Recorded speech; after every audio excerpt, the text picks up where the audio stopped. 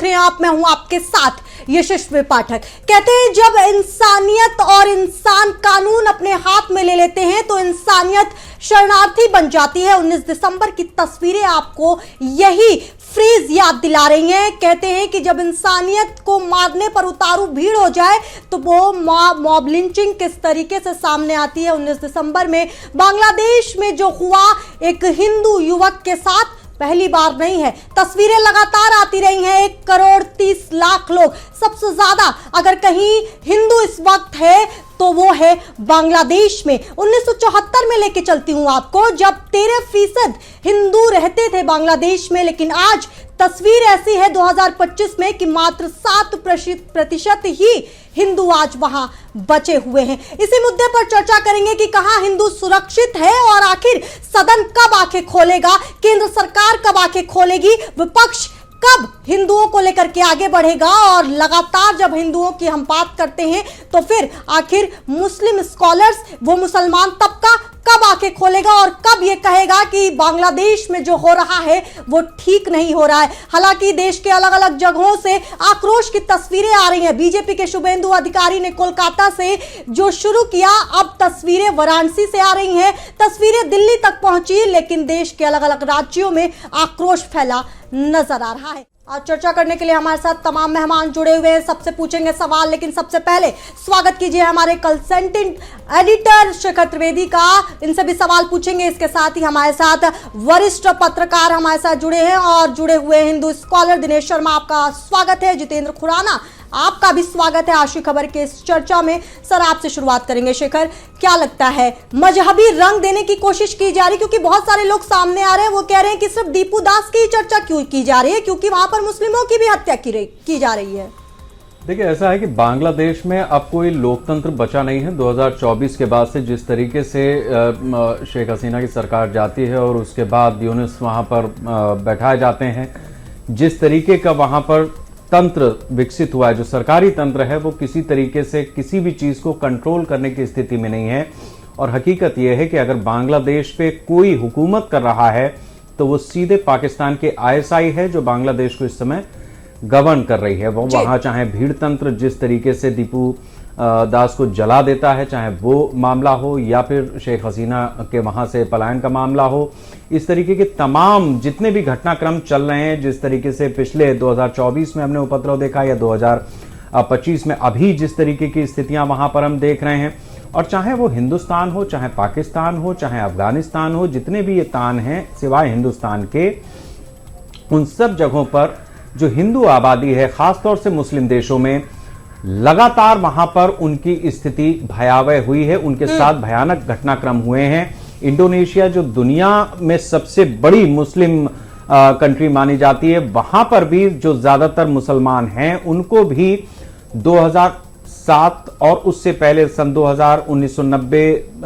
2000, 2001 से लेकर के 7-10 तक में जितने वहां पर ब्लास्ट हुए, जिस तरीके की वहां पर घटनाएं हुई, उन सारी चीजों को देखते हुए ये कहा जा सकता है कि ज्यादातर जो मुस्लिम देश हैं वहां पर या तो कन्वर्जन हो रहा है, अगर कन्वर्जन नहीं हो रहा है तो वो आपस में लड़ रहे हैं, आपस में नहीं लड़ रहे हैं तो खासतौर से जो हिंदुस्तान या जो हिंदू हैं, खासतौर से पाकिस्तान और बांग्लादेश में, वहां पर ये रेट बहुत ज्यादा है। और उन सारी चीजों का जो बवाल का नतीजा होता है वो आमतौर पर या तो हिंदू चुकाते हैं या फिर गैर मुस्लिम आबादी चुकाती है, जो बांग्लादेश या पाकिस्तान में रह रही है।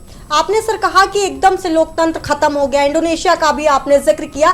दौर अगर हिंदुस्तान की बात करें, तमाम जो इंपॉर्टेंट चेहरे, एक वक्त में आमिर खान ने कहा था कि ये भारत असहिष्णु हो गया है, लेकिन ऐसे चेहरों का इस तरीके से जब बांग्लादेश में दीपू दास की हत्या होती है तब ये चेहरे कहाँ गायब हो जाते हैं सर? इसमें कोई दो राय नहीं है कि आप देखिए कि जिस तरीके से हमारे यहाँ के आइकन्स पिछले कुछ समय में डेवलप किए गए, मतलब 2000 से लेकर के और 2014 तक के बीच में, तो उनको जो स्टारडम था वो ज्यादातर ऐसे लोग थे जो बॉलीवुड से ताल्लुक रखते थे। बुद्धि हो या ना हो, लेकिन वो कोई इंटेलेक्चुअल क्लास में आ जाता है, कोई युवाओं का बड़ा आइकन हो जाता है। इस तरीके से उन्होंने अपना आइडेंटिफिकेशन किया और उसी का एक खामियाजा रहा कि आमिर खान, जो आमतौर पर एक लिखी हुई स्क्रिप्ट पढ़ने के आदी रहे हैं, अपने जहन से 2-4 लाइनें भी उनको बोलना बड़ा मुश्किल हो जाता है। वो इस तरीके की बात कहते हैं कि उनकी पत्नी को अब हिंदुस्तान में डर लगता है और उसी पत्नी को उन्होंने अभी कुछ दिन पहले तलाक दे दिया है और तीसरी या चौथी शादी करने वो जा रहे हैं। तो इस तरीके की जो स्थिति है, इस तरीके के जो लोग हैं, उनके बारे में देश और दुनिया ये बात जानती है। और जिस समय आमिर खान ने यह बात कही थी उस समय पे भी उनकी एक मतलब 2 शादी तो वो कर ही चुके थे। तो ये सारी चीजें इस तरीके की हैं जिसको लेकर के हिंदुस्तान में खास तौर से जो हिंदू आबादी है उसको भी ये समझना होगा कि मनोरंजन के लिए कौन है और इसी तरीके से किसकी बात सुननी चाहिए, कौन इंटेलेक्चुअल है, कौन हमें दिशा दे सकता है, कौन वास्तव में देश का लीडर है। इन सारी चीजों को अगर ध्यान में नहीं रखा जाएगा, और बहुत सारे हिंदू नेता भी ऐसे हैं जो अपनी पार्टी की पॉलिटिक्स की वजह से एक लाइन लेते हैं। वो लाइन इसलिए होती है क्योंकि कई पार्टियां ऐसी हैं जिनको मुस्लिम वोट बैंक की तरह लगते हैं और वो मुस्लिम वोट बैंक को रिझाने के लिए वही बोलते हैं जो उनकी पार्टी की लाइन होती है, और उस पार्टी की लाइन पर जो बयान उनके सामने आते हैं वो हिंदुओं को कहीं ना कहीं आहत करने वाले होते हैं। अभी भी वही स्थिति है। आप देखिए कि आज दिल्ली में जिस तरीके से बांग्लादेशी उच्चायोग के सामने प्रदर्शन हुआ है, बांग्लादेश ने बहुत तीखी प्रतिक्रिया उसके ऊपर व्यक्त की है। भारत ने भी उनके राजदूत को बुलाया, वहां अपना विरोध जताया है, लेकिन चटगांव और राजशाही में जो वीजा का मिशन चल रहा था उसको लेकर के रोक लगा दी है। अब से कुछ घंटे पहले की ये खबर है। तो इस तरीके की जो स्थितियां हैं बांग्लादेश में, एक तरीके से वो सब कुछ हो रहा है जो हिंदुस्तान के खिलाफ हो सकता है और उसको कराने वाली आईएसआई है, क्योंकि 1971 का जख्म अभी भरा नहीं है। ठीक है, वीजा वाली बात पे सर वापस आपके पास आऊंगे, लेकिन दिनेश जी सवाल सिर्फ इतना कि क्या बांग्लादेश सोमालिया और सूडान जैसे रास्ते पर चल चुका है? क्या बांग्लादेश ने सर पर कफन बांध लिया? क्योंकि पत्रकारिता में लंबा अनुभव आपका रहा है। क्या बांग्लादेश ने अपने सर पर कफन बांध लिया है कि हिंदुस्तान के सामने आकर के खड़ा हो जाएंगे?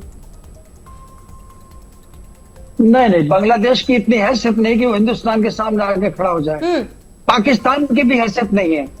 और अगर मैं अतिशयोक्ति नहीं कर रहा, लेकिन मैं मानता हूं अमेरिका की भी हैसियत नहीं है कि आज के समय में वो भारत का मुकाबला कर सके। कारण उसका स्पष्ट है कि जब तक हम अमेरिका वगैरह को अपने देश की समस्या बताया करते थे कि यहां पर ये इस्लामिक आतंकवाद परेशान कर रहा है, तो हम कहा करते थे ये आपके देश की लॉ एंड ऑर्डर की समस्या है। और जब से इन यूरोपीय देशों में मुसलमानों ने घुसकर मारना शुरू किया है, आगे ब्रिटेन पर कब्जा कर लिया है, और मजे की बात यह है कि अमेरिका में भी एक पाकिस्तानी आ गया है वहां पर मेयर बनकर, तो तब इनको पता चला है कि हम कहां खड़े हैं। हमें लॉ एंड ऑर्डर की समस्या हमारी नहीं रही।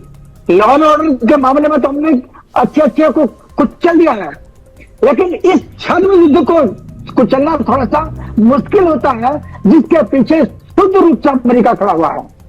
दिनेश जी, अमेरिका का आपने जिक्र किया है जी, अमेरिका का आपने जिक्र किया है, अमेरिकी सदन ने निंदा की है। मैं उसी बात पर आ रहा हूं जी। अमेरिका ने इस दौरान भारत को जो झटके दिए हैं वो एक ट्रीटी को कई सपोर्ट नहीं करते हैं जो अमेरिका और हिंदुस्तान के बीच हुई थी। हाँ। आप कहते कुछ और है और देश को नक्शा कुछ और बता रहे हैं। आपको यूनिस की जो सरकार बनी उसके पीछे तो हैप्पी है ना, और कोई तो बांग्लादेश के अंदर प्रधानमंत्री राष्ट्रपति नहीं हो सकता था। वहां पर तो वही राज करेगा जिसको अमेरिका चाहेगा, भारत जिसको चाहेगा उसको नहीं, वो राज नहीं करेगा। अब शेख हसीना बैठी तो है भारत के अंदर, क्यों? क्योंकि जानती है वो कि बांग्लादेश के हालात किन शक्तियों ने ऐसे बनाए हैं। जहां तक पाकिस्तान का सवाल है वो तो हमारे हाथों अनेक बार पिट चुका है।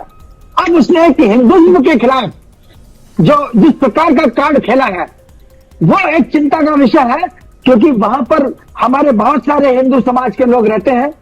हमने तो किसी पर हमला नहीं किया, जाति धर्म के हिसाब से भी हमारे देश ने कभी हमला नहीं किया। फिर आप भारत को क्यों टारगेट कर रहे हैं? क्या इसलिए कि भारत के अंदर इस्लामिक आतंकवाद को बहुत बड़ा समर्थन मिल रहा है? भारत के लिए चिंता का विषय है।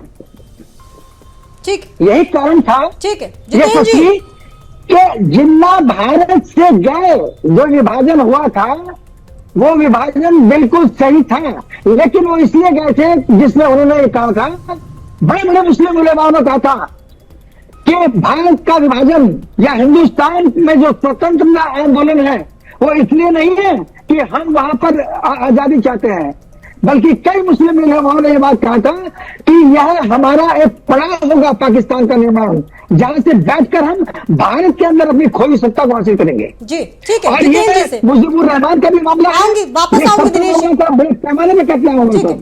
जितेंद्र जी, जो तस्वीरें आई 19 दिसंबर की, जो तस्वीरें आई और जो वीडियोस में साफ नारे लगाए गए, एक संदेश देने की कोशिश की गई, जिस तरीके से जो शव था दीपू दास का उसको पीटा गया, लगातार मारा गया, और एक संदेश पूरे विश्व भर में देने की कोशिश की गई कि हिंदू अब खतरे में है, ना सिर्फ बांग्लादेश में बल्कि तमाम जो मुस्लिम और इस्लामिक कंट्रीज हैं वहां पर भी। क्या कहेंगे हिंदुत्व को लेकर के, और भारत में भी जिस तरीके से आग की लपटें देखने को मिली तमाम राज्यों में? हिंदुत्व के पास मेरी आवाज आ रही है सबको? जी, आप, मेरी आवाज आ रही है? जी आवाज आ रही है सर। हाँ, देखिए, मेरे ख्याल से पूरे भारत में मुझसे अधिक इस विषय के ऊपर किसी भी टोटल न्यूज चैनलों पर चर्चा शायद ही किसी ने करी होगी। मैं कोई इसका गोल्ड मेडल नहीं लेना चाहता, और मेरे पास जितनी पुस्तकें बांग्लादेशी हिंदुओं पर एट्रोसिटीज के ऊपर हैं वो शायद ही किसी के ऊपर होंगी, किसी के पास होंगी। पूरे बांग्लादेश के हिंदू संगठनों के नेता मेरे साथ जुड़े रहे हैं, यहाँ पर आकर के दिल्ली आके मेरे को मिलते हैं, ठीक है। और मैं ये कहना चाहता हूँ कि खाली बांग्लादेश में नहीं, पूरे विश्व में बांग्लादेशी हिंदुओं ने संगठन बनाए हुए हैं, चाहे वो टोरंटो हो, अमेरिका हो, ऑस्ट्रेलिया हो, यूरोप के हेग में, इवन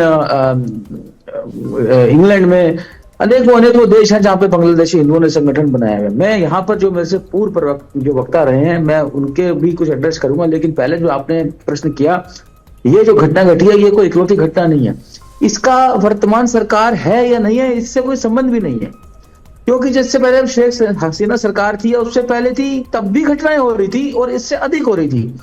इतने गंभीर डाटा है मेरे पास, इतने गंभीर डाटा है कि लाखों एकड़ जमीन हिंदुओं की वहां से छीन ली गई है।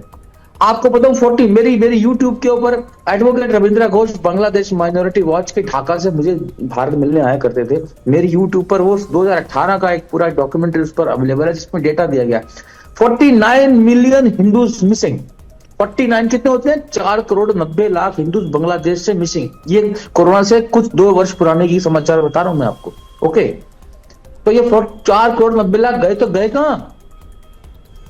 सैकड़ों मंदिर को, सैकड़ों भी मैं कम कह रहा हूं, हजारों मंदिर, और हजारों की संख्या में हिंदू महिलाओं का वहां पर बलात्कार और उनका किडनैप, पुलिस तक मिली है वहां पर। हिंदू वहां बड़ी मुश्किल से एडवोकेसी की FIR हो जाए, लेकिन महिला लड़की वापस नहीं आती है। इस बात का मैं, हमारे पूर्व वक्ता जी जो बोले, मैं क्षमा चाहूंगा, इस बात से कोई संबंध नहीं है कि वहां सरकार है या नहीं है, उनको फर्क ही नहीं पड़ता, क्योंकि जो सरकार थी वो भी हिंदुओं के विरुद्ध थी। ये परमानेंट रहा। और 22% से 7-7.5% तो जनसंख्या गिरी है बहुत बड़े स्तर पर। Let me complete. मैं 2-3 बातें और कहना चाहता हूं।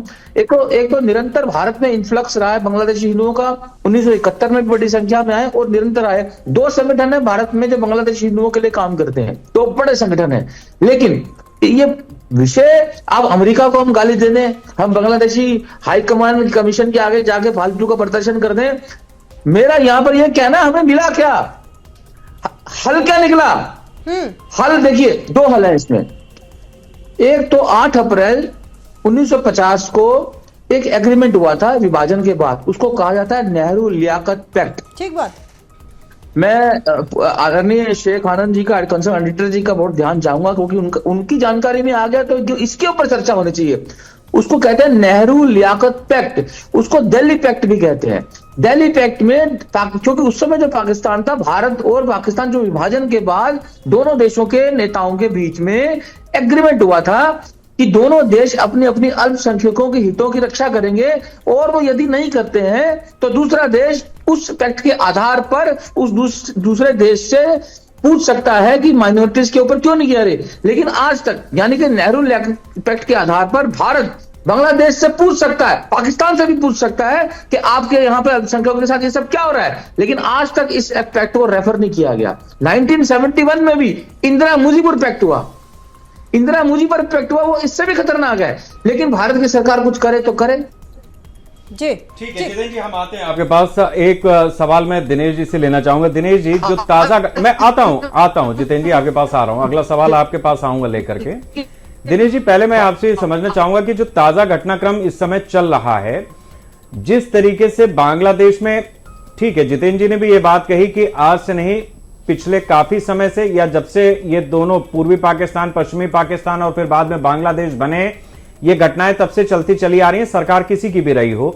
सवाल इस बात का है कि हिंदू जो है वो चाहे पाकिस्तान हो या बांग्लादेश हो या दुनिया की अन्य मुस्लिम कंट्रीज भी हो, उन जगहों पर बहुत तेजी से घट रहा है या उसका कन्वर्जन कराया जा रहा है। बांग्लादेश की जो इस समय स्थिति है, चूंकि यह हमारा सटा हुआ खुला बॉर्डर है, ऐसे में आपको लगता है कि जिस तरीके की वहां पर घटनाएं हो रही हैं और अभी जो ताजा घटनाक्रम है, उसमें भारत के लिए चिंता के विषय कौन कौन से हैं?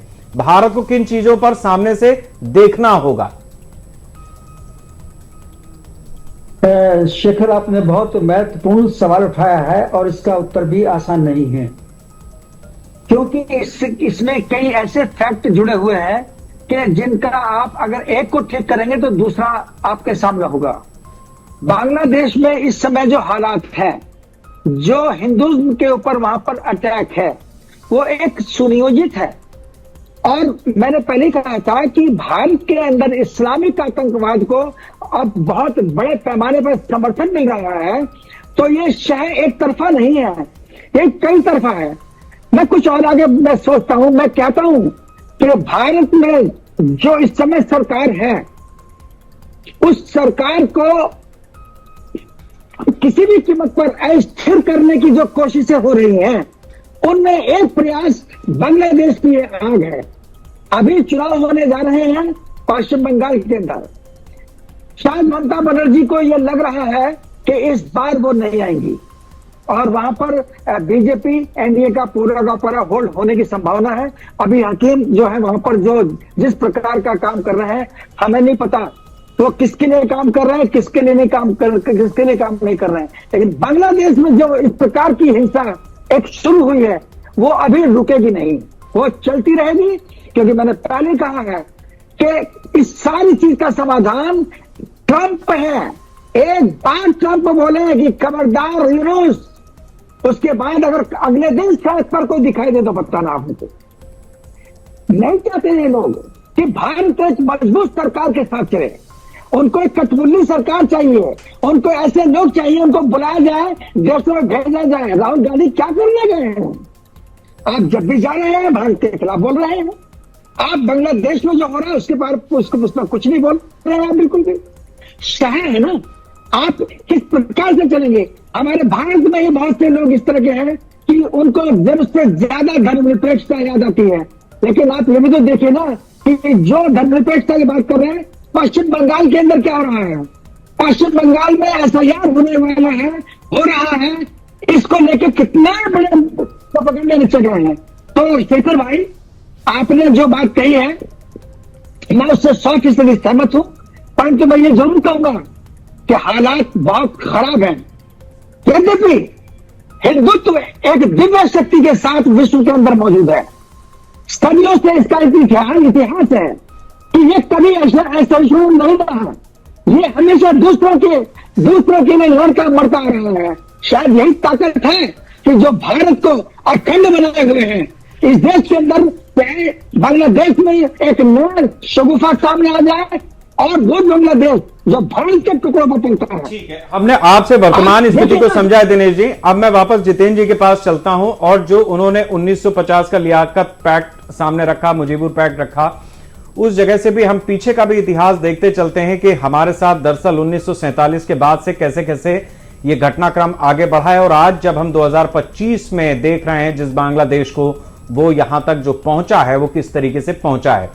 जितेंद्र जी, मैं आपसे समझना चाहूंगा कि जब पिछले साल हमने ये देखा कि मुजीबुर रहमान की भी जो प्रतिमा थी उसको भी खंड खंड कर दिया बांग्लादेश में, अपने ही नेता को जिस तरीके से वहां पर ट्रीट किया गया वो किसी से छिपा नहीं है। अब ऐसे में चाहे वो पाकिस्तान हो या बांग्लादेश हो, हिंदुओं को लगातार वहां पर टारगेट किया जाता रहा है। उनका अपना जो फ्रस्ट्रेशन है, मतलब पाकिस्तान की सरकार ने अगर कोई फैसला लिया या बांग्लादेश की सरकार ने कोई फैसला लिया, पब्लिक नहीं खुश है तो वो हिंदुओं को कूटेगी, उनकी जमीनों पर कब्जा करेगी, उनकी औरतों के साथ बलात्कार करेगी। ये चीज कहीं पर भी दबी छिपी नहीं है। अब सवाल इस बात का है कि अगर केवल मोदी की सरकार नहीं, मोदी से पहले भी जिन सरकारों ने हिंदुस्तान को संभाला है, आपकी नजर में क्या वजह रही है, आपकी रिसर्च क्या कहती है कि जो वो पैक्ट है, जो अल्पसंख्यकों को लेकर के सवाल पूछने का हक मिला हुआ है हिंदुस्तान की सरकार को, उसका इस्तेमाल क्यों नहीं किया गया?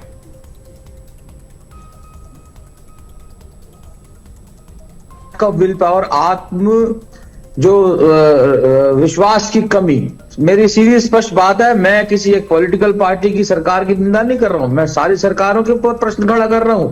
अभी तक जो है, हाँ 1971 में इंदिरा गांधी जी ने जब विभाजन किया तो उस समय जो हिंदू आ गए उनको वहां स्थान मिल गया, लेकिन जो उस समय के लोग ये भी कहते हैं जो मुस्लिम आ गए थे उनको भी मिल गया। अच्छा, मुझे ये पता नहीं चल पा रहा कि मेरी आवाज वहां पहुंच रही है नहीं पहुंच रही। मिल रही है, आपकी आवाज आ रही है? हाँ जी, हाँ जी, आ रही है। ठीक है, तो लेकिन ये 1971 में, क्योंकि उस समय के जो मुझे जहां था ना, पीके मिश्रा जी थे बीएसएफ के डीजी, तो मेरी उनसे चर्चा होती थी, तो वो भी he is one of the expert on Bangladeshi Muslim infiltration in India और बांग्लादेशी हिंदुओं पर भी कुछ उनका बहुत अच्छा रिसर्च है। पीके मिश्रा जी बीएसएफ डीजी, तो वो फॉर्मर डीजी, तो वो उन्होंने मुझे पर्सनली बताया था कि 1971 में जब उस समय हिंदू आ गए शायद, लेकिन जो मुस्लिम आ गए वो भी निकाले नहीं गए। ये एक प्रश्न चिन्ह है।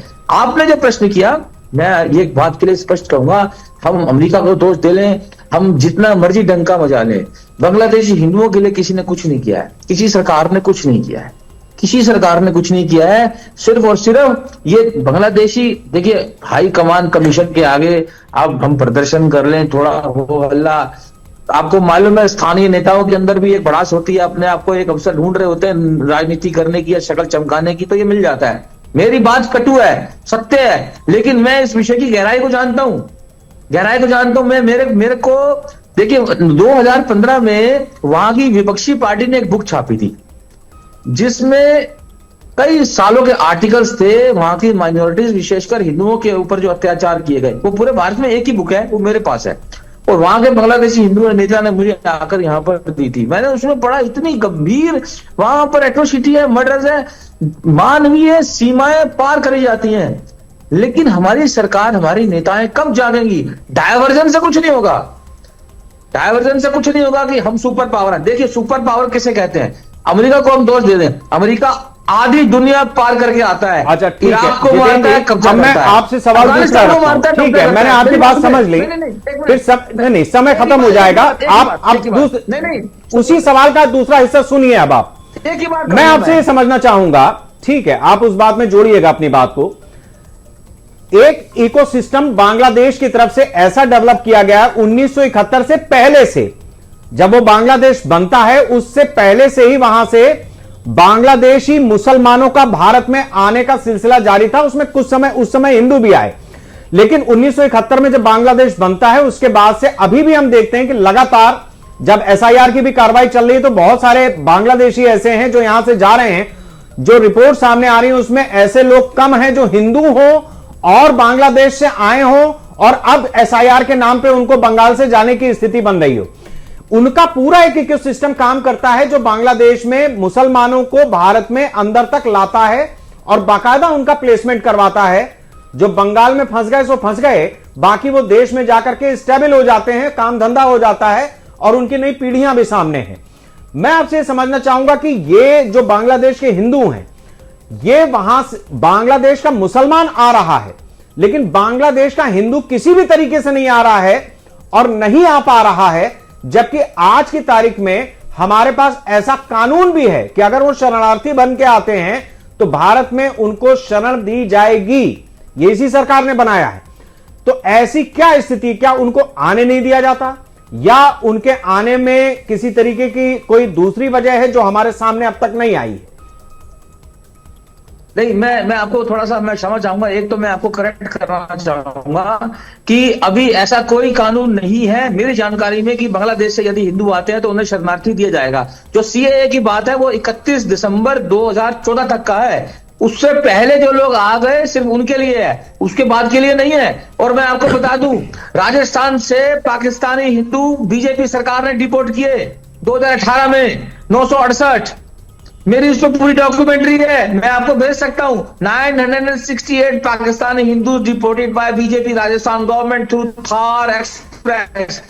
आप गूगल करिए, वहां पर 500 हिंदू पाकिस्तान में पहुंचते ही, ट्रेन से लैंड करते ही मुसलमान बनाए गए। इंटरनेशनल न्यूज है, मैं ऑन रिकॉर्ड कह रहा हूं, गूगल कर लीजिए। 500 पाकिस्तानी हिंदूज कन्वर्टेड टू मुस्लिम। अब आपने जो ये बात कही, ये बात बिल्कुल ठीक है कि बांग्लादेशी मुस्लिम आते रहे बड़ी संख्या में। और इसके ऊपर जो है फॉर्मर आईबी डायरेक्टर थे, मैं उनका नाम भूल रहा हूँ, सिख थे, उन्होंने कहा 7 से 8 करोड़। अच्छा, एक थे SK Sinha, he was the governor of Assam. उन्होंने 1998 में एक रिपोर्ट भेजी थी सेंट्रल गवर्नमेंट को, जिसमें बांग्लादेशी मुस्लिम घुसपैठियों की बड़ी भयंकर डिटेल दी गई थी।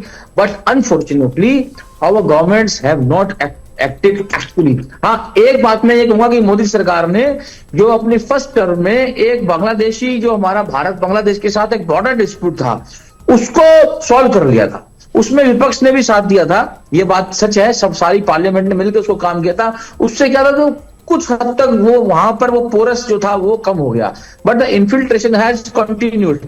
इवन मैं आपको ये कहूंगा कि जैसे सर्जिकल स्ट्राइक होती है, आई रोट एन आर्टिकल, मेरी वेबसाइट है hindumanifesto.com, मैं वो आर्टिकल भेज सकता हूं। बांग्लादेशी मुस्लिम बॉर्डर पार करके आए और मेरे ख्याल से असम में एक जगह पर उन्होंने क्राइम किया और हत्या करी और बॉर्डर पार करके वापस चले गए।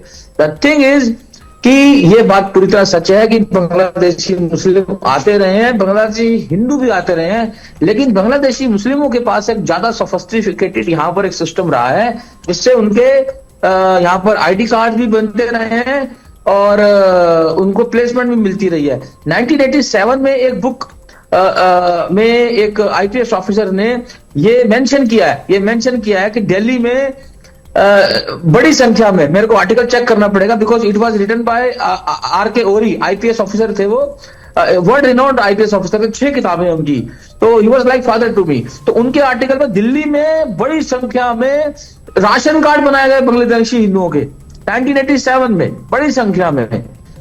अच्छा, और मैं आपको बताना चाहता हूं, ये एक बड़ी 2002 में एक पिटीशन थी दिल्ली हाई कोर्ट में बांग्लादेशी हिंदुओं की, एडवोकेट चेतन दत्त की। दिल्ली हाई कोर्ट का ऑर्डर था कि प्रतिदिन 100 बांग्लादेशी घुसपैठिए बाहर निकाले जाएं। दिल्ली पुलिस ने उस समय एक सील्ड एफिडेविट में माना था कि दिल्ली में 13 लाख बांग्लादेशी घुसपैठिए हैं।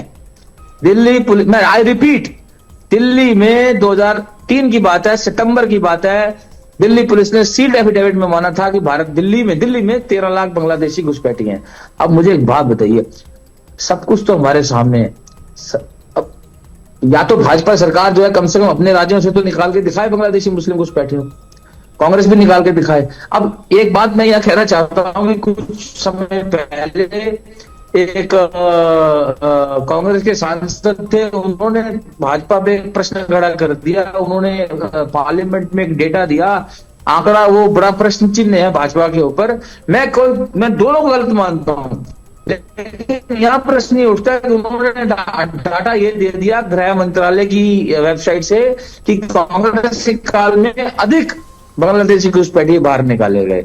अब मैं कहता हूं, आप आपस में जितना लड़ना लड़िए, जितने निकाले गए उससे ज्यादा तो अंदर आ गए। जितेंद्र जी, मैं आता हूं आपके पास, हम इस चर्चा को थोड़ा सा और आगे बढ़ाते हैं। दिनेश जी, मैं आपसे समझना चाहूंगा, share on the floor of the parliament, ठीक है, क्लेम करते हैं ज्यादा घुसपैठिए बाहर निकाले। ठीक है जितेंद्र जी, आपकी बात हमने समझी। दिनेश जी, मैं आपसे समझना चाहूंगा कि जो बातें सामने आ रही हैं इतिहास के, जो हमारी सरकारें रही हैं, किसी ने 10 मतलब किसी ने ज्यादा बांग्लादेशियों को निकाला, किसी ने कम निकाला। बांग्लादेशी हमारे हर शहर में, शहर के हर मोहल्ले में, मोहल्ले की हर गली में किसी ना किसी रूप में आते हैं, और कुछ नहीं आएंगे तो सुबह कूड़ा बीनने तो वो आते ही हैं। कहने के लिए वो असम से हैं, इधर से हैं, उधर से हैं, एवरीबडी नोज, हर कोई जानता है कि ये सब बांग्लादेशी हैं और सरकार इन पर उस तरह से कार्रवाई नहीं कर पा रही है या नहीं कर रही है। यही लखनऊ का मसला है, जिस तरीके से बांग्लादेशियों को अब प्राइवेट लैंड पर भी झोपड़ी डाल करके और रहने की इजाजत दी गई, नगर निगम के लोग जब वहां पर जाते हैं जिस तरीके से उन पर हमला होता है, यह किसी से दबा छिपा नहीं है। दिल्ली में, गाजियाबाद में, नोएडा में, बड़ी बड़ी सोसाइटीज में जो अपार्टमेंट्स में जाकर के महिलाएं काम कर रही हैं वो भी ज्यादातर बांग्लादेशी हैं, और उनको अगर काम से हटाया जाता है, निकाला जाता है, तो वो तलवार और भाला लेकर के और बाकायदा सोसाइटी में घुस करके वहां पर इस तरीके के कांड करती हैं जिसमें पुलिस को आना पड़ता है। अब सवाल इस बात का है कि जिस तरीके की स्थिति बनी हुई है हिंदुस्तान के अंदर, एक चीज तो ये कि हमारी सरकारों में ऐसी जिजीविषा क्यों कम है, जिसका जिक्र अभी जितेंद्र जी भी कर रहे थे। दूसरी बड़ी बात यह है कि जिस जगह का या जिस तरीके का पूरा एक सिनेरियो डेवलप किया गया है, जब पीढ़ियों को यह पढ़ाया गया है कि भारत ने बांग्लादेश को अलग कर दिया और पाकिस्तान को अलग कर दिया, यह बात सिर्फ पाकिस्तान में ही नहीं, आज की तारीख में जो बांग्लादेशी है उसके जहन में भी बिठा ली गई है और वहां पर उस तरीके से उसे बरगलाया गया है। अब उसमें ट्रंप लगा है कि XYZ लगा है, सवाल इस बात का नहीं है। सवाल इस बात का है कि हिंदू सिक्योर कैसे होगा। जी शेखर साहब, मैं आसाम के मुख्यमंत्री हेमंत बिस्वा शर्मा को एक बधाई दूंगा और मैं उनके अंदर बहुत संभावनाएं देख रहा हूं, जिन्होंने असम को इन इस्लामिक आतंकवादियों से मुक्त कराने का सबसे बड़ा बीड़ा उठाया। आज जो हरकतें शेष राज्यों में देखने को मिल रही हैं, आप अगर असम की तरफ जाएंगे तो वहां इन लोगों को कोई भी गतिविधि में शामिल होते हुए दहशत आती है।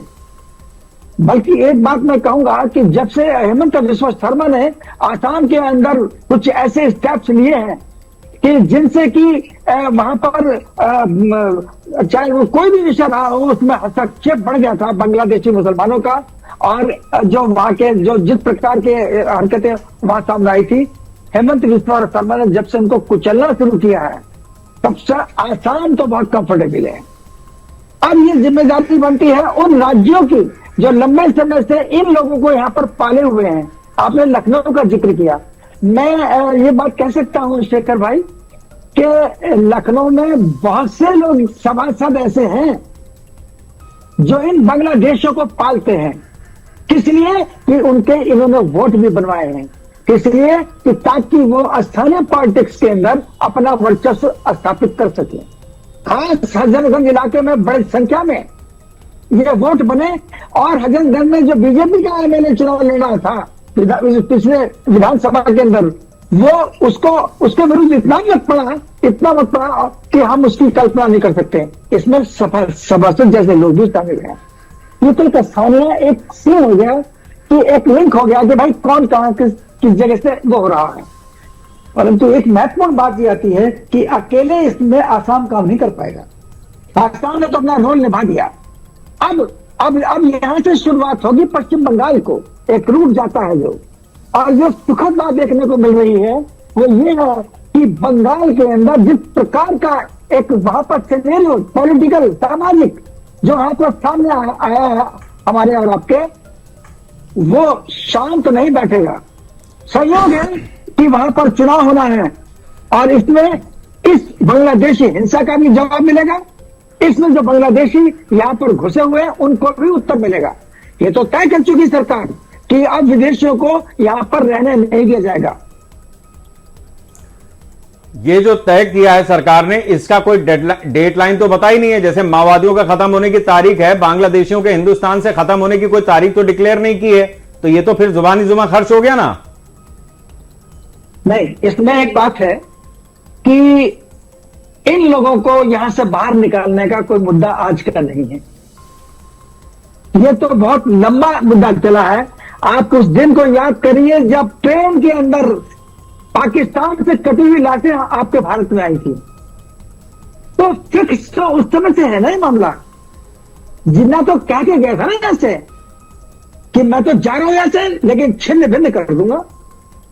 ठीक है, मैं आज की तारीख में ठीक है दिनेश जी, हमने आपकी बात सुन। अब मैं जितेंद्र जी आपसे समझना चाहूंगा कि जो चर्चा अभी तक हम लोगों ने की है, जो बात आपने बताई है, आपने अलग अलग समय के डॉकेट सामने रखे हैं, आपने अलग अलग समय की चीजों को सामने रखा है, दस्तावेज सामने रखने का प्रयास किया है, लेकिन मैं आपसे अब यह समझना चाहूंगा कि जो स्थिति इस समय बांग्लादेश में बनी हुई है, आप या हम जहां पर भी रहते हैं, स्थिति यह है कि अगर एक मॉब आता है, वो घरों में आग लगाता है, तो हम और आप चूंकि अपनी जमीन पर हैं, ये मानते हैं कि यह हमारा देश है, यह हमारा घर है, तो हम उसके लिए रिटेलिएट करेंगे। क्या बांग्लादेशी हिंदू अभी भी अपने आप को या किराएदार ही समझता है बांग्लादेश में, जो अगर उसके ऊपर हमला हो रहा है तो जितने भी हैं वो पलट करके रिटेलिएट करने की स्थिति में क्यों नहीं है?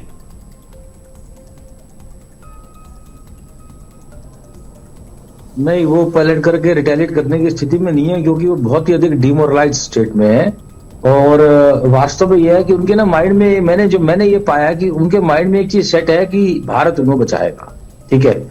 और बात ये भी है कि भारत में बहुत सारे हिंदू संगठन हैं जो उनको बहुत सारे झूठे जो है दिलासे देके बैठे हैं। मेरा कटु सत्य है, मैं सबको जानता हूँ, सबकी पोल पट्टी में अच्छे से जानता हूँ। बात यह है कि हम प्रशंसा तो किसकी मर्जी करते, आज तक बांग्लादेशी हिंदू बचाए गए? नहीं बचाए गए, वो बचाए नहीं जा सकते। उसके लिए देखिए, मैंने अभी जैसे आप कहे बहुत भारत एक महाशक्ति है, बांग्लादेश हमारे सामने कुछ भी नहीं है। महाशक्ति क्या होती है? अमेरिका आधा समुद्र पार करके आता है, आधी दुनिया पार करके आता है, इराक को मारता है, इराक पे कब्जा कर लेता है, अफगानिस्तान को मारता है, अफगानिस्तान को कब्जा कर लेता है, रात को आता है, उसामा बिन लादेन को मारता है, डेड बॉडी भी ले आता है, ठीक है ना। अब क्या हमारे पड़ोस में एक बांग्लादेश है जिसको हम कहते हैं छोटा सा मुल्क देश है, हम उसको प्रेशराइज नहीं कर पा रहे। हमें अपनी कमजोरी तो माननी पड़ेगी ना, हमें अपनी गलती माननी पड़ेगी, नहीं माननी। और हमें सरकार को ये निवेदन करने का अधिकार, सभी सरकारों को गलत है। देखिए अभी आसाम की अगर बात करें तो 24 जुलाई को ये जो बात आप कह रहे हैं, क्या जिस तरीके से आज दिल्ली समेत दिल्ली में बांग्लादेशी उच्चायोग पे प्रदर्शन हुआ, अलग अलग शहरों में प्रदर्शन हुआ, हिंदुस्तान का हर नागरिक ये जानता है, और हिंदुस्तान की चाहे वो प्रदेश की हो या देश की हो, ये सरकार भी जानती है कि जिस तरीके से दुनिया में कहीं पर भी मुसलमान पे कोई बात आवे तो हिंदुस्तान में उसको लेकर के अपना प्रदर्शन और एका तुरंत जता दिया जाता है। यह आज से नहीं, महात्मा गांधी के समय से हो रहा है, खिलाफत आंदोलन से हो रहा है। अब सवाल इस बात का है, नहीं, मैं इस बात को समझना चाहूंगा कि क्या भारत के मुसलमानों से भारत को सबसे ज्यादा खतरा है, इसीलिए बांग्लादेश में या पाकिस्तान में या दुनिया में कहीं पर भी जो हिंदुओं पर अत्याचार हो रहा है उसको लेकर के परसेप्शन कुछ भी हो भारत का, लेकिन हिंदू दरअसल डरपोक है। मैं यहां पर आपसे मेरा पर ये मानना है कि जो हिंदू लीडरशिप है ना, वो ऐसे भी नहीं डरता, हिंदू मारने से भी नहीं डरता। भारत जो हिंदू लीडरशिप है ना, वो कहती कुछ है, करती कुछ है। अगर ये हिंदू लीडरशिप सुनने के लिए जरा अपने आप को जरा सामने आए, कभी हमारे सामने आए ना, मैं तो सबको जानता हूं, 50 कह रहे हैं भाई, एक हमारे हिंदू लीडरशिप नहीं, इसको स्पष्ट करिए। पंडित जवाहरलाल नेहरू, वो तो पंडित भी थे, हिंदू भी थे, फिर लाल बहादुर शास्त्री आए, फिर इंदिरा गांधी आई, फिर राजीव गांधी आए, नहीं कर पाए। मैं वही कह रहा हूं कि हिंदुस्तान में जो लीडरशिप है, वो लीडरशिप, आप जब हिंदू लीडरशिप कहते हैं तो लोग सिर्फ बीजेपी समझते हैं। नहीं, मैं आपने ठीक कहा, बिल्कुल ठीक कहा आपने। आप मुझे करेक्ट कर रहे हो, मैं करेक्ट कर लेता हूं। चाहे सेक्युलर लीडरशिप हो चाहे हिंदू लीडरशिप हो, दोनों फेल हुए। मैं अपनी कमी मानता हूं, जो आपने कही मैं उसको करेक्ट कर रहा हूं। हाँ, अब आप अपनी बात चाहे सेक्युलर नहीं, आपने मेरी कमी सही बताई, और मैं इतना बड़ा दिल है कि मैं अपनी गलती पूरी कर सकूं। चाहे सेक्युलर लीडरशिप हो चाहे हिंदू लीडरशिप हो, ये अपनी कई भी बातें पूरी नहीं करते। हमें एक्टिविस्ट होते हुए हमें किसी की चापलूसी करने की जरूरत नहीं है, इसीलिए मैं सबसे बुरा व्यक्ति हूं। मैं अपनी एक बात को अच्छा ठीक है। अब जितेंद्र, एक चीज मैं और आपसे समझना चाहूंगा, ये चूंकि बार बार सेकुलर शब्द आता है, तो ये जिस तरीके का एक कर्टन डाला जाता है, जरा सेकुलर कौन है? मतलब सेकुलर जो मुसलमानों को बजाए वो सेकुलर, और जो हिंदुओं को पीटने दे वो क्या है? ये तो देखो, बात तो आपने बिल्कुल ठीक कहा। ये हमारे देश में परसेप्शन ये बना दी गई है कि आप अगर जो इसको सही मुसलमानों के पक्ष में बोले ना वही सेक्युलर है, और किसी ने गलती से हिंदुओं के लिए बोल दिया वो तो कट्टर मतलब गलती अभी है। आपने भी जो बात कही है, आपने भी जो बात कही ना, उसमें सेकुलर लीडर और हिंदू लीडर आपने कहा, तो मैंने इसका डेफिनेशन ये समझा कि जो मुसलमानों को प्रोटेक्ट करे और हिंदुओं को मरने के लिए छोड़ दे हिंदुस्तान में, वो सेकुलर। नहीं, मैं आपको, आपने ठीक पॉइंट आउट किया। मैं ये कहना ये चाहता हूं, जो सेक्युलरिज्म बोल बोल के वोट लेते, मेरा कहने का तात्पर्य ये था कि जो सेक्युलरिज्म बोल बोल के वोट लेते हैं ना, दे आर सेक्युलर फोर्सेस, वो भी बांग्लादेशी हिंदुओं के लिए कुछ नहीं कर पाए, और जो हिंदू बोल बोल के करते हैं वो भी नहीं कर पाए। बांग्लादेशी हिंदू पे जा ही नहीं रहा हूं, एक न्यूज है 24 जुलाई की न्यूज है। मैं हिंदुस्तान के मुसलमानों की बात कर रहा हूं। ना, ऐसे हो नहीं पाएगा। वो बांग्लादेश का मुसलमान वहां पर उसको छींक आवे तो यहां पर वो सर्दी की जुकाम की दवा खा लेगा मुसलमान हिंदुस्तान का। पाकिस्तान में नजला हो जाए किसी मुसलमान को तो हिंदुस्तान का जो हकीम के पास चला जाएगा मुसलमान। तो ये स्थिति है कम्युनिटी की, आप समझिए इस बात को। मैं बहुत सीधा सा सवाल रख रहा हूं, जो मुसलमानों का हितैषी बने वो सेकुलर, हिंदुओं को जो पिटने दे वो सेकुलर, और बाकी जो बचे जो हिंदुओं के लिए कम से कम बात कर रहे हैं वो हिंदू लीडर। आपके शब्दों में नहीं, मेरा विषय यहां पर आप समझिए, मेरा विषय यहां पर बांग्लादेश हिंदुओं को बचाने का है। ठीक है, आपने जो बात की 100% ठीक है, मैं उसे तो काट ही नहीं रहा। मैं आपकी बात पे सच, आप बिल्कुल ठीक कह रहे हो कि प्रो मुस्लिम बोलना एक ऐसी डेफिनेशन बन गई है जैसे वो सेक्युलर है। ठीक है ना, और जो हिंदू की बात हिंदू सेक्युलर होता कौन है? वो हिंदुत्व हो गया। मेरा यहाँ पर मेरे, आप देखिए, मैं तो दोनों को कह रहा हूं ना, मैं तो दोनों, मैंने कोई भेदभाव तो किया नहीं। आपने पहले हिंदू लीडरशिप, अब हिंदू लीडरशिप के बाद आपने सेक्युलर और हिंदू कहा, वोट ले रहे हैं। अब सेकुलर में भी आप डाइवर्जन कर रहे हैं। वो हिंदू के नाम पे वोट ले रहे हैं। देखिए 2015 में हिंदू के नाम पे कोई वोट नहीं। राज्यसभा में कहा कि 2 करोड़ बांग्लादेशी हैं, क्या किया अब तक? हिंदू के नाम पे वोट कौन क्या किया भाई? अभी तक तो बात ये हो रही थी कि मुसलमानों के वोट के लिए बात हो रही थी। अखिलेश यादव, मतलब समाजवादी पार्टी हो, कांग्रेस हो, बसपा हो, ये टिकट देते समय बताते हैं ना कि देखो हमने इतने % मुसलमानों को वोट दिया, हमने ये किया। तो मुसलमानों का वोट लेना और हिंदुओं, मतलब अल्टीमेटली जो दूसरी आबादी है, आप भी खुराना लिख रहे हैं, तो आपको क्या कहें, सेकुलर कहें कि हिंदू कहें? अभी ये मान करके चलिए खुराना साहब, इसमें कोई इफ बट मत मानिएगा। एक मॉब आएगा जहां पर भी आप हैं, या हमारा आपका चाहे जहां पे भी हो, आप किसी मुस्लिम बस्ती में जाकर के क्या 6 महीने किराए पे रहेंगे परिवार के साथ? मेरा बड़ा सीधा सा सवाल है। नहीं, मैं साफ कह रहा हूं। देखिए, मैं क्लियर, मेरी बात सुनिए। बात यह है कि आप मुझसे, मैं आपकी बात से असहमत हूं ही नहीं, पहली बात। हाँ, मैं एक बात कहना चाहता हूं। हाँ, मैंने हर बार मैं आपको ये कह रहा हूं कि आप ठीक कह रहे हैं, लेकिन क्या मेरा ये अधिकार नहीं है ये कहने का कि जो बांग्लादेशी मुस्लिम घुसपैठियों का या बांग्लादेशी हिंदुओं का जो मुद्दा उठाते हैं, आज उनका कर्तव्य बनता है कि उस पर कुछ काम करें? क्या कुछ कहना ही नहीं चाहिए हमारे को, मुंह बंद कर देना चाहिए?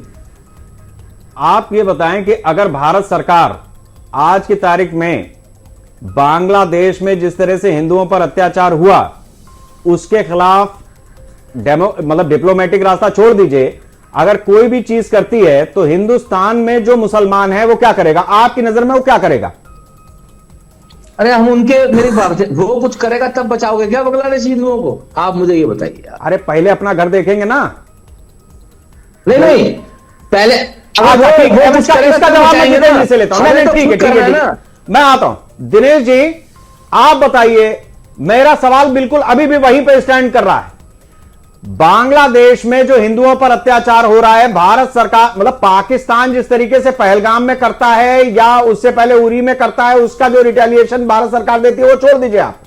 मैं कह रहा हूं कि बांग्लादेश में जिस तरीके से जिंदा हिंदू को जलाया जाता है, जिस तरीके से इस्कॉन मंदिर के पुजारियों को मारा जाता है, हिंदुओं की आबादी लगातार वहां प्रताड़ित की जाती है, इसके ऊपर भारत सरकार को अगर एक्शन लेना हो तो उसे खतरा कहां से है? भारत के मुसलमानों से पहले है या बांग्लादेश के मुसलमानों और हिंदुओं से है, या बांग्लादेश की सरकार से है? भारत के मुसलमानों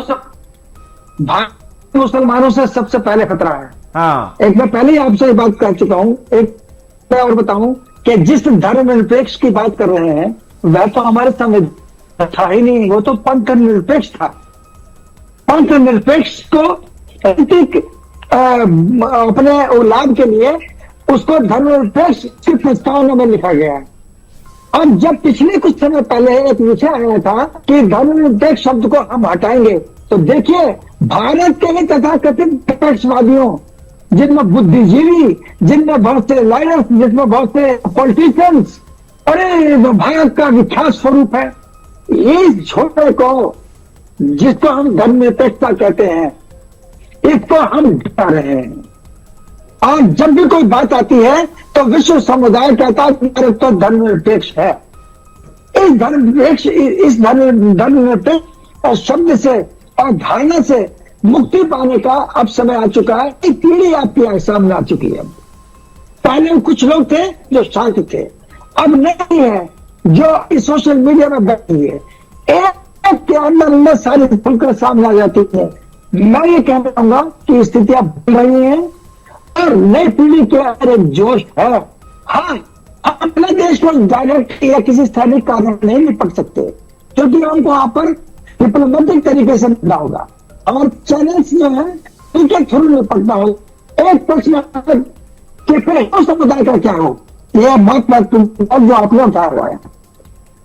हिंदू समाज के साथ जागरूक होने के अलावा और अपने को स्थिर करने के बाद कोई दूसरा चारा नहीं है। भारत आज तौर पर बांग्लादेश को प्रतिबंधित करता है तो रोक सकता है, क्योंकि उसके इतने पक्ष है भारत के, बांग्लादेश के जो भारत के सबसे चलते आ रहे हैं। भारत ने उनको छोड़ा है, क्यों? क्योंकि हम दुनिया में निरपेक्ष है, हम एक छवि है, हम प्रशंसा होती है। अरे अरे अरे अरे, अगर आपने जो है मौलाना साहब को कह दिया तो भारत के जितने महान है सड़कों पर आ जाए। आपने ऐसा क्यों? आज के दिनों में घटना घटी है, क्या उन घटनाओं का ज्ञान नहीं लिया जाए?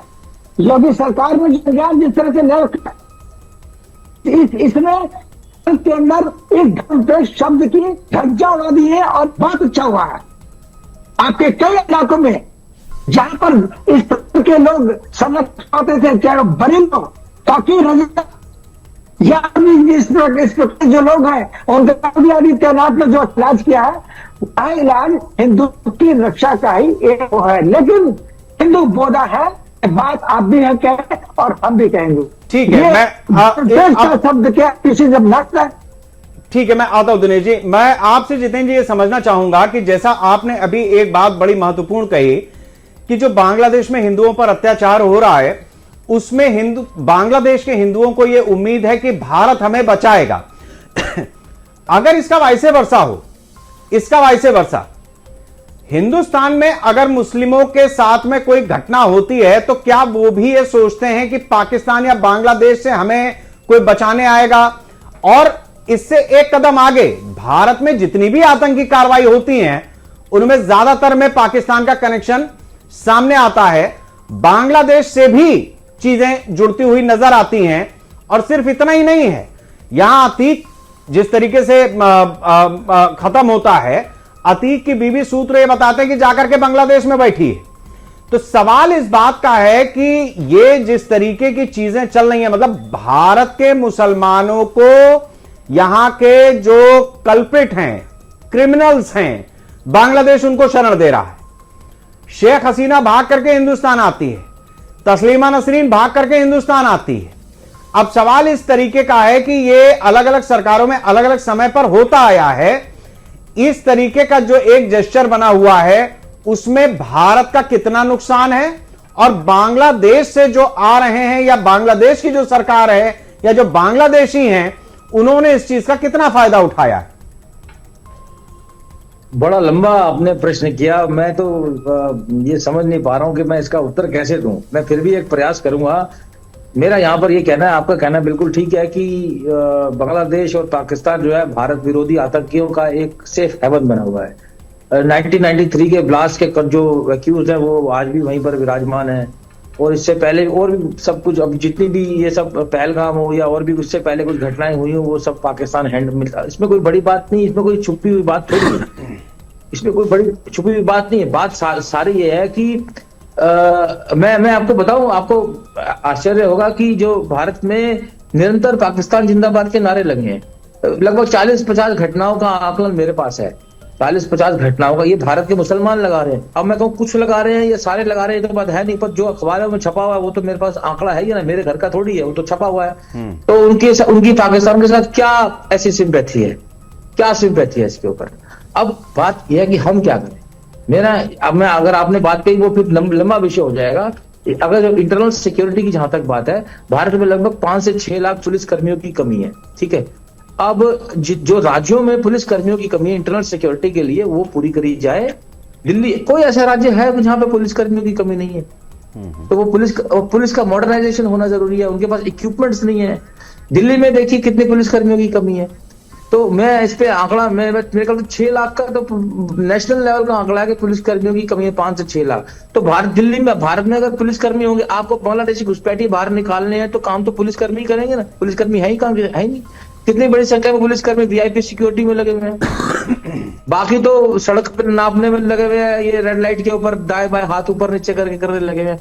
तो अब मुझे एक बात बताइए कि हमारे को एक बड़े स्तर पर एक रिफाइनमेंट चाहिए। जो राज्य सरकारें इसके प्रति सजग हैं वो करें और अपने अपने राज्यों से घुसपैठिए निकालने के लिए प्रयास तो करें। और सीएए की जहां तक बात है, मेरा यहाँ पर यही कहना है कि या तो एक बार एक घोषित कर दिया जाए कि भारतीय ओरिजिन का एक ड्यूल सिटीजनशिप का अर्थ है कि कोई भी भारतीय ओरिजिन का है, विश्व में कहीं पर भी हो, वो स्वाभाविक रूप से भारत का नागरिक है। एक बार तो, और आज समय जितेंद्र जी, वक्त इतना ही था।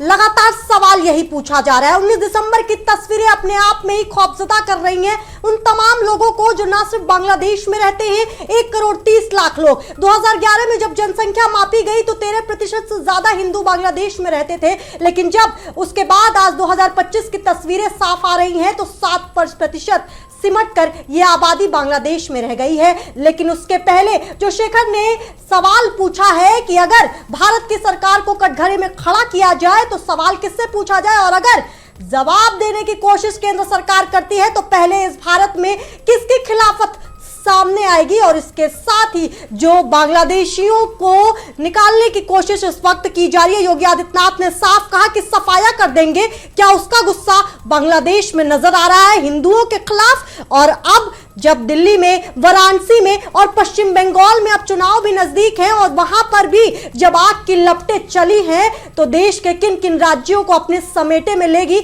यह भी सवाल उठता है। लेकिन सवाल उन राजनीतिक पार्टियों पर भी उठता है जिन लोगों ने हिंदुत्व को बचाने की कस्में खाई, जिन लोगों ने हिंदुत्व को अपने साथ लेकर के चलने की कस्में खाई, लेकिन जब दीपुदास जैसे लोगों को मौत के घाट उतारा जाता है तब हिंदुत्व और इंसानियत दोनों एक साथ मर जाती है। सवाल के साथ आपको छोड़े जा रही हूं, देखते रहेगा आज की खबर।